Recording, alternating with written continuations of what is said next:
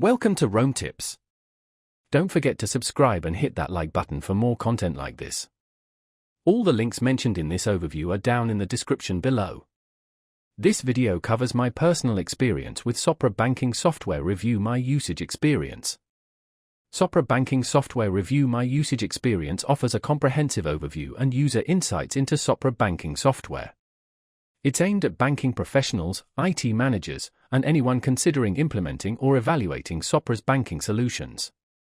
Key features likely include comparisons of different software modules, discussions of user interfaces, and analyses of functionality. Their website provides details on the specific offerings. Their website provides details on their various banking software solutions. They highlight aspects like scalability, security, and compliance.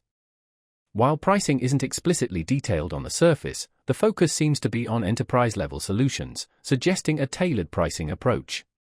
Availability is dependent on the specific software modules and regional requirements. Now, let's talk about my personal experience using Sopra Banking Software. Review my usage experience.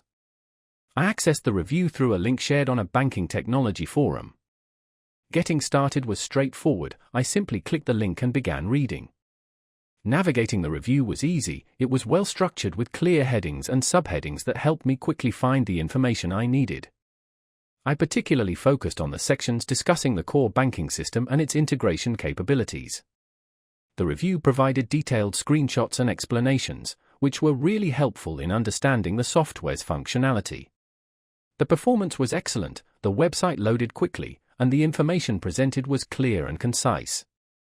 I had a question about a specific module mentioned in the review and emailed the contact address listed on the site. I received a helpful response within 2 business days.